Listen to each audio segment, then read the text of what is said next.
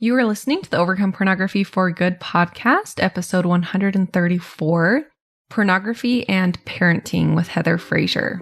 Welcome to the Overcome Pornography for Good podcast, where we take a research-based, trauma-informed, and results-focused approach to quitting porn.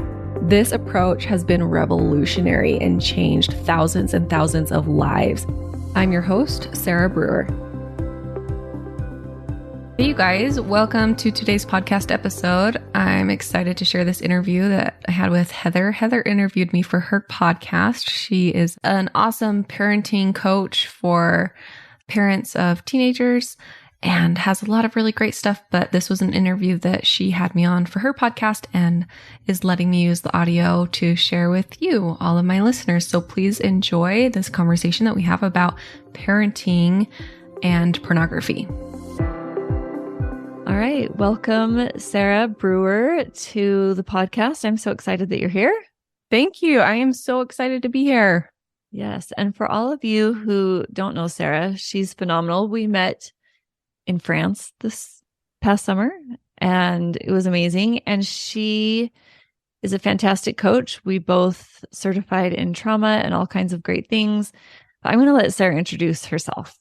Okay, yeah. So I am Sarah Brewer, and I own Overcome Pornography for Good. So I am a coach. We help people with our coaching programs and podcasts and all sorts of good resources to quit porn. My tagline is shame-free and sex positive. And so that's really, really, really important to me. We do a lot of really, really good work and help a ton of people. It's amazing how much progress people can make in quitting porn when we're focused on the root of the problem and when we're not using shame and when we're getting rid of some of the stuff, the icky stuff that we'll talk about probably in our interview today. Yeah, I'm really excited. So how do you think porn and parenting teens comes together? Yeah, I mean, I think that's probably one of the big worries that a lot of parents have with their teens, for sure, right? Especially, they have the internet. I didn't have the internet like they had. A lot of the porn use with my clients that we talk about, a lot of it starts in teens. So it's a big topic for parents for sure. Yeah, they are very intertwined. I coach a lot of parents who find their child looking at porn or their child discloses what they're doing. Cool. From a no shame, sex positive standpoint, if you discover porn, whether they come to you or you find it, how can a conversation look that isn't shaming, that's sex positive, but also age appropriately sex positive? Yeah. What do you mean by age appropriately sex positive? Like your 11-year-old is looking at porn. Okay. Yeah, I see.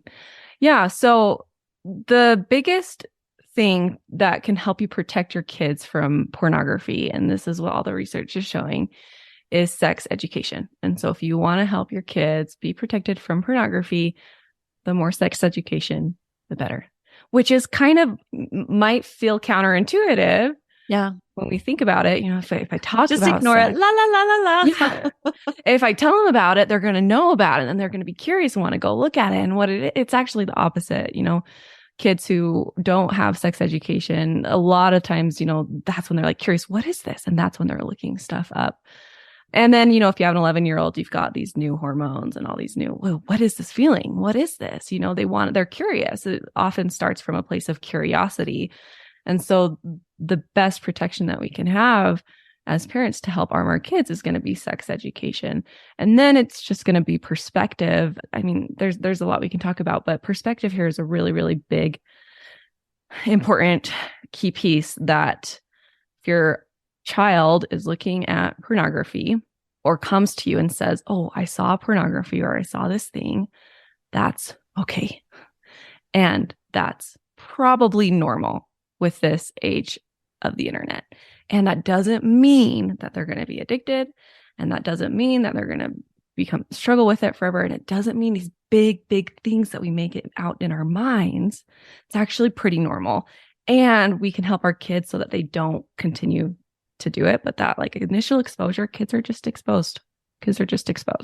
Yeah. So I think it's fair to assume, and you tell me what you think, that everybody sees porn. Yeah, for sure. For sure. For sure. Whether they're seeking it or it just falls in front of their face, we find it. Yep. So I love the shame-free of course, that's normal. The great response, because it actually is normal. Yeah, totally. We're not just saying that. No, it actually is normal to have this sexuality that's growing within our adolescence. Yeah. So what are some misconceptions about teens and porn? Yeah. I mean, I just touched on one that if we don't talk about it, it's not going to happen. It's not true. Yeah. And then another big misconception is that something's gone horribly wrong. Our kid, if our teen is looking at porn, something has gone horribly wrong. That's just not true. And when we believe that and when we react from that reactive place and that shame place, what it does is it creates these shame spirals of hiding and avoiding. So Brene Brown teaches us that shame, when we feel shame, we hide and avoid. And so a lot of teenagers will get into this pattern of, oh no, I did this thing. This is horrible. I shouldn't have done this. I can't tell anyone, or I have to just feel so ashamed about it. If I do tell someone, like, this is the worst thing I could have done. And it, typically creates a lot more unwanted pornography use when we're in that space, because when you're feeling shame and it just feels awful, awful, awful, awful, it kind of explodes out into more unwanted sexual actions if we're using pornography as, I don't want to go too much into this right now, maybe, but a big idea here too is that porn is a way to escape emotion. And so it can become that later on for kids after the initial curiosity stages. It becomes just a way to escape emotion. And so if they don't want to do it, but then they just feel so bad, how do you avoid feeling bad? Maybe you view some more pornography. Yeah, because you get a huge dopamine hit when you view pornography, which feels really good. Right. Yeah. What's another misconception? Addiction. So that's one of the things I wanted to ask you. Yeah. So that one breaks my heart, is when we hear of kids maybe in church and they hear about pornography addiction and they're sitting there in the pews thinking, oh no, I'm addicted. I'm addicted to porn because I like it, because I'm viewing it, because this is something that's come into my world. Yeah. So harmful. Yeah. Right now, just for listeners, there's a book called the DSM. I think we're on the 5th or 6th edition, right? Yeah. And they are currently debating as to whether or not pornography is addictive. Yeah. Yeah. I mean, I've done quite a few episodes on this with researchers too around this, where researchers, they just seem to fight in the porn world a lot. Is it an addiction? Is it not an addiction? And so there hasn't been a lot of conclusive, like, it's not everyone agrees. And so what I typically teach my clients is use that label if it's serving you. But if it's not serving you, you also don't have to use it. And so what that looks like is if you think you're addicted, how do you feel? Do you feel, like maybe some sense of like a burden off your back? Or do you feel like hopeless, lost, like I'm never going to be able to change? Depends. Like, for some people that label can be really helpful, but for most of the time what I see is it's usually not very helpful, and it actually keeps people stuck. I've had so many clients who tell me, as soon as I let myself let go of the addiction label, I was able to give myself permission to actually have more control around this and realize that I do have a lot more control around this. And it's not always that simple, but it really can be, especially for teenagers. We have to be so careful not to put that label on them when that's just not even true. And like you were saying, in the DSM, is it in the 5 right now? The DSM-5, they stopped classifying pornography as an addictive disorder and started classifying it as a compulsive disorder. And there's differences there. There's big differences there. Oh. Yeah, there for sure. One of the biggest misconceptions that I've seen, and I would love your opinion on this, is only boys watch porn. Yeah. I mean, that kind of comes from, right, our culture of the boys and the men are the sexual ones. Yeah. We don't need to worry about our girls. Yeah. They're good. Just like, let's shame the boys and talk to the boys about it a lot Yeah. And so I recently interviewed someone, a really, really cute girl named Maddie Davis, and she's at BYU, and it's like her mission to help girls who struggle with porn, because she did. And she's really open about her story. And she talked about how much it sucked when she would go to church and they would say, I know none of you struggle with this because we're in Young Women's, but we need to talk about it. She's like, oh, well then what is wrong? I'm really broken. Yeah. Yeah.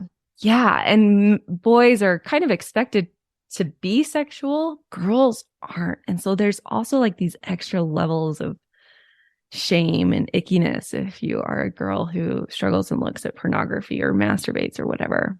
Yeah. Well, two words if you want to be technical: purity culture. Purity So we culture. have a lot of high demand religions, whether they're Middle Eastern or Christian. Mhm. Like, we have these religions that shame around sexuality, around especially female bodies. Yeah. How does that interact with our children and porn use? Yeah. So in maybe high demand religion spaces in this purity culture, pornography or sexual acts is like the worst thing. Next to murder. Yes. Yes. Next to murder. I can't tell you how many times I've heard that. And what that does is it really plays into this shame culture. And the shame culture is a lot more than, oh, we just feel like crap about ourselves. But it really creates hypersexualized individuals because the Explain shame. more. Yeah. So the shame, the repression, I am bad. I am unworthy. It creates these that I shouldn't be thinking about sex. I shouldn't be talking about sex. I shouldn't even like any desire for sex is bad. Yeah. I shouldn't want it. That's really what purity culture teaches too, is that we shouldn't want sex. And so what that does is a few examples here. So first we think of a beach ball. You hold a beach ball underwater. What does it do?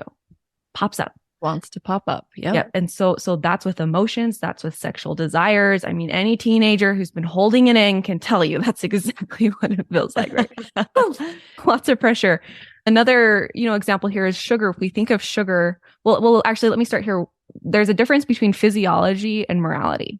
So physiology is normal, natural body functions, hunger, tired. One might even say how God created us. Yeah. Yes. 100%. Yeah. Totally. Sexual desire is part of that. Yes. Yeah. It's physiology. It's just a physical response in your body. Mm-hmm. Morality is what you do with those physiological responses. So when you're hungry, you can go make a sandwich. You can go steal some food, right? The morality is whatever you believe about right or wrong within those after those physiological symptoms. So with sex, those feelings, those physiological symptoms of desire are not bad. This is where so many people get really messed up, because when we think that those symptoms are bad, it's like sugar. So if you are someone who thinks that desire for sugar is bad, or that all sugar is bad, and we should never even want sugar, and what's wrong with me for wanting sugar, right? That's what creates eating disorders, and that's what creates binging behavior. So it's very similar with a sexuality, right? I should never want this. That creates a lot more unwanted behavior that can become more compulsive or binging. Does that make sense? Yeah, it totally makes sense. Mm-hmm. So what if you are in a high demand religion, and that religion, because I have clients of Eastern and Western high demand religions that practice abstinence before marriage. Yeah. And some of them are so extreme that you don't really even date until you're an adult. And marriages are more arranged or more traditional. Mm-hmm. If we have the physiological desire, but because of culture, we are unable to act on those desires, what then? Yeah. And I love that you're asking this, because sometimes when I talk about this, people are saying, well, so are you just saying we should just watch porn all the time and masturbate all the time so that we don't really because that's just normal? Because that's just how we're wired.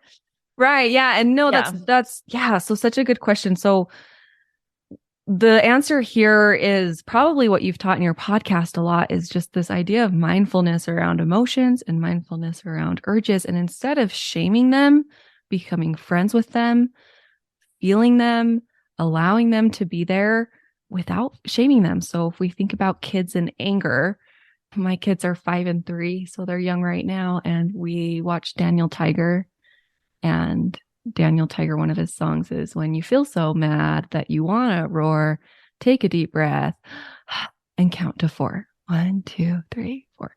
So we can teach our kids when they have these emotions how to mindfully respond to them, to breathe into them, to welcome them. Okay, I'm feeling anger and that's okay. And I can't just go and hit my brother.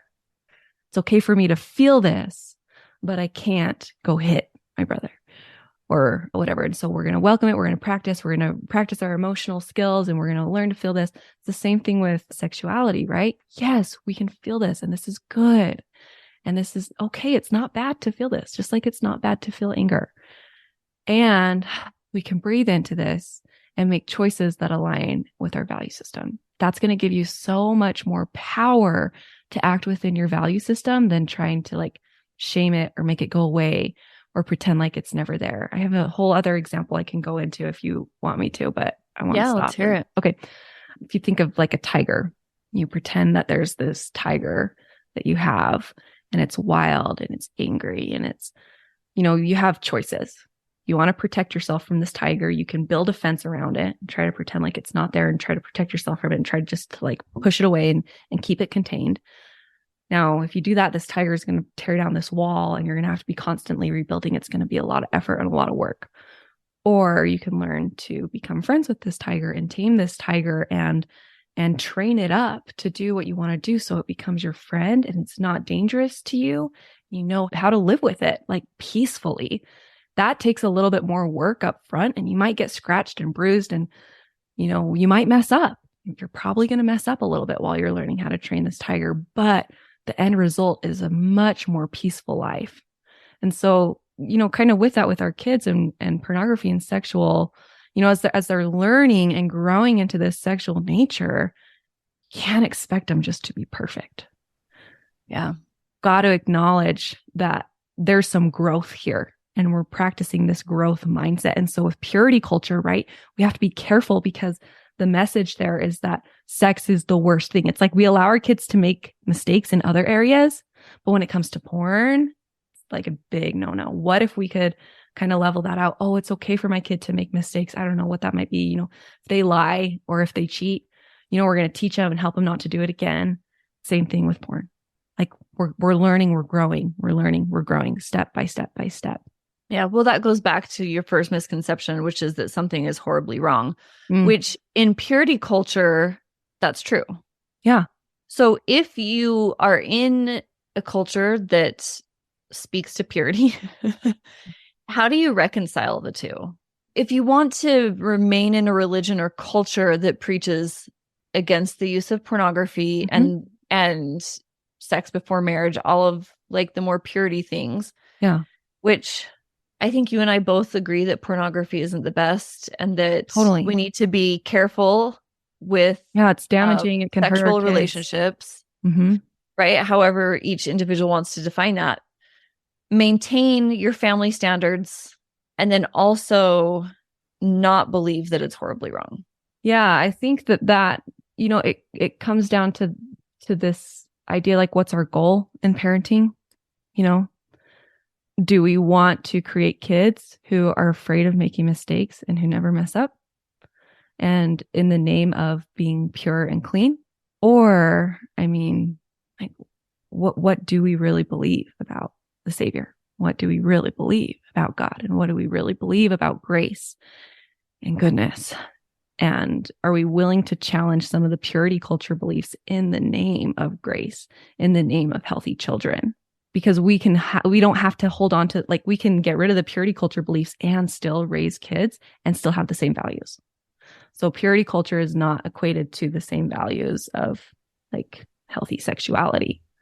Yeah. In fact, I would even say if we believe everything has its opposites, that actually is the opposite, not going and sinning.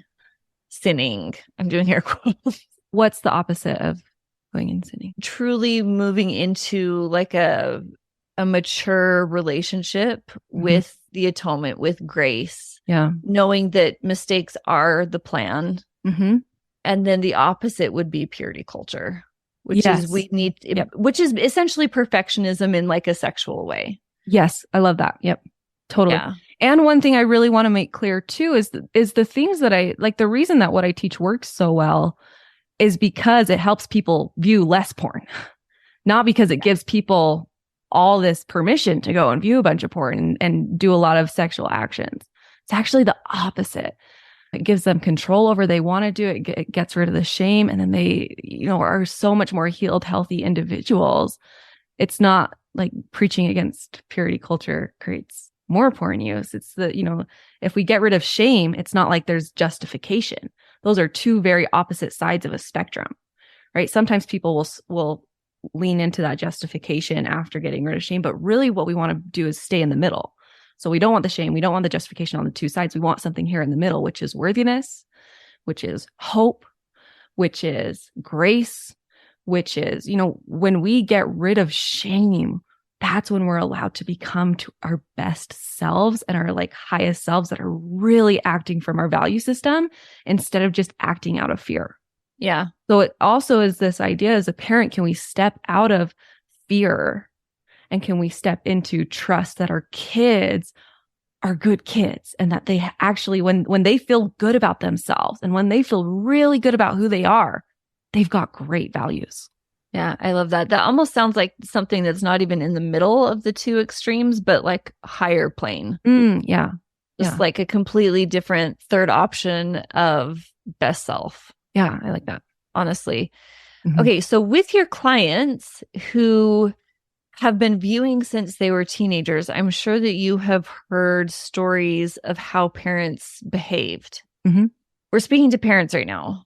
Mm-hmm. So how, with the shared experiences that you've heard, what generally needs to change with the conversations that parents are having or the approaches that parents are having with their kids around porn?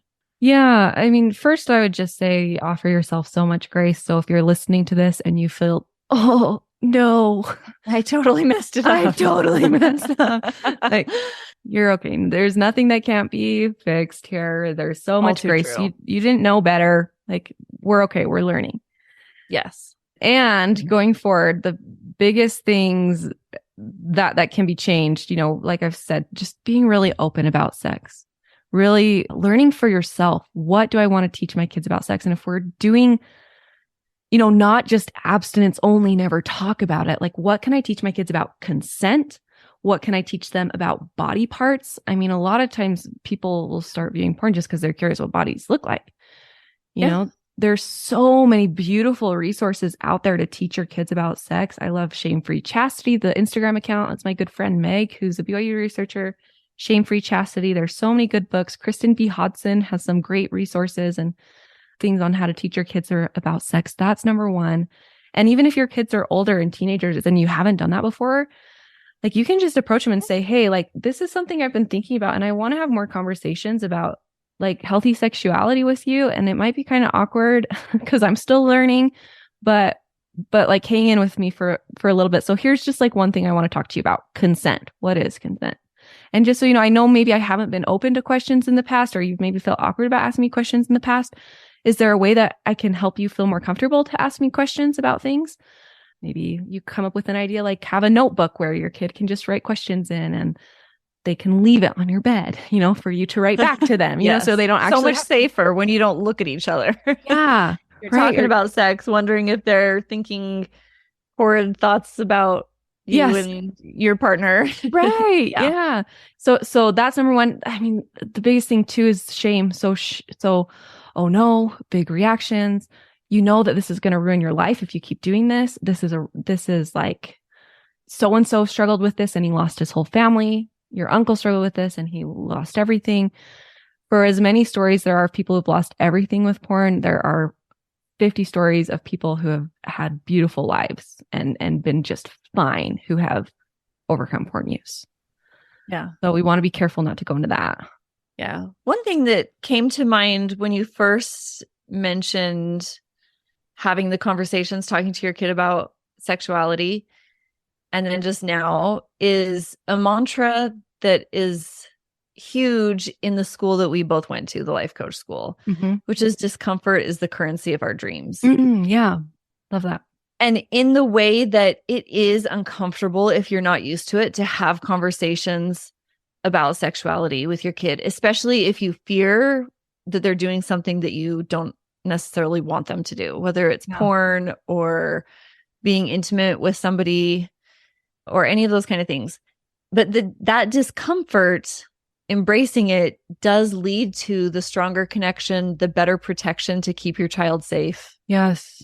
That studies are showing. Yeah. Yes, totally. Studies show over and over and over again, for safe kids around sexuality, you have to talk to them about all the things about protection. Even if you're like, my kid's never going to have sex, you've got to have the conversations about protection. You've got to have the conversations about consent. You've got to have the conversations about what healthy relationships look like, what healthy sexual relationships look like, because just not talking about it doesn't keep kids from exploring it or from learning about it. They just learn about it through TV. They learn about it through porn. They learn about it through Google and their friends and through TikTok. We don't want that. Well, no, and it is the way that God made us. Could you imagine if nobody had sexuality? Like, we would have stopped existing millennia ago. Yes. Because we wouldn't have had the drive to procreate. Right. Right. So you're growing up and you might have these feelings, and these are called like sexual feelings. And here's how sex works. Here's the pleasure stuff. Here's the pleasure hormones. You might start to notice this or experience this. You're going to have wet dreams if you're a boy, right? If you're not, you might be making out and you might feel these things. This is what this is. Here's what our family value system is around this. Here's how we want to keep you safe. Here's what we believe will help set you up for the best future. And as we always talk, whenever we talk about sex, we always also want to talk about our values and our beliefs around grace, around the Savior, around forgiveness, around all of those things, to really try to combat that purity culture that they're going to be receiving outside of the home. Yeah, I love that. We just had such fantastic conversations in our week together. But no, I loved getting to know you and the work that you were doing. It's so important. And it's important that parents don't just tell themselves, not my kid. Yeah. Because that is just an avoidant behavior. And their kid might not find porn, but I don't know. Do you have any interesting statistics on how many? I don't have, I think it like years ago, it was like 95% of kids by age 9 or something. Now I know that's changed to like all kids. And now a lot of kids are getting nudes from their friends. And so I know that can be like, oh no, that's so terrifying and so horrible. Yeah. And yeah, like I never had to deal with anything like that. That's a little bit scary. And it's also okay. It's also okay. And we can teach our kids, and we can use this as an opportunity to teach them about safety online and about respect. And when we don't, that's when the unwanted sexual behavior happens, is when we don't. And about what to do, I think, is really important, because yes, my various children have come home from it's always junior high. High school, they seem to have figured it out, but junior high is a tough one. They always come home and they'll be like, oh, this kid, the cops were there and he was distributing pictures that this girl sent him. Oh no. And right. And he got his phone taken away and the cops took it, and he's like in big trouble. Yeah. I think it's also really important to have conversations around local and like, what is child pornography? Yes. If an underage girl or boy sends you something, that's illegal. Yes. Yeah. And I'm talking to you about it. I'm happy to talk to you. If it ever happens, just come and show me. And with your reactions, they're going to know you're not going to freak out, and you're going to keep them safe. Like, oh, I can take this to my mom. She's going to keep me safe. She's going to tell who she needs to tell. She's going to help me do what I need to do to keep people safe. And then, like, it is illegal for you to send pictures of yourself, and you shouldn't. That's not safe. That's really dangerous. Here's why. And how can we set boundaries with people like that? There's so many opportunities. This is like a big thing here too. Yeah. We just get to use this as opportunities to grow and to teach. And what I tell my clients all the time, like, the things you're going to learn with quitting porn are going to completely change your life. You're going to learn about emotional management. You're going to learn how to really create an amazing result in your life. You're going to learn how to stay committed to yourself. You're going to learn how to build an amazing relationship with yourself, with your body, with other people. It's going to completely change your life. And porn is just the way you're going to learn how to do that. And so it's like, the porn isn't the end all. The end all is everything that we're learning here, and that we get to experience, and that you get to show yourself, and that you get to become. The porn is just the way that for whatever reason, you were young and you started and you didn't know these things and you were shamed pretty heavily, and there's a lot of healing that needs to be happening. And porn is just the way that you're going to learn all these things. That can be a really helpful way to look at that for my clients and for parents, right? So all this sexuality and all this sex stuff, it's just a way that I get to practice with my kids and teach my kids and help my kids stay safe. And if we can, really take that scripture to heart that, how does it go? God is not a God of fear. Yeah. He's not. He definitely is not. And it's important too that there's nothing that he can't help us out with. Yeah. There's nothing where he's like, oh, snap, you've gone and done it. I can't help you now. Yes. And the you went too far. Like the heartbreaking, soul wrenching, gut wrenching stories of kids who do something and then feel like they can't go back. They send that picture and they feel like they can't go back. And then they do, just like. Well, just on the news, there was a young man who committed suicide because of images that he had shared. Yes. Oh, right. Yeah. Yeah. It's terrible. Heart. So having conversations like that too, letting your kids know that you love them no matter what. Yeah. They're going to be okay. Yeah. They're going to be okay. Here's sexuality. You as a parent might need to learn more about mindfulness and sexuality and emotional management with kids. So you just get to grow too, and they're going to be okay. They're going to be fine. Yeah. What ages do you help in your programs?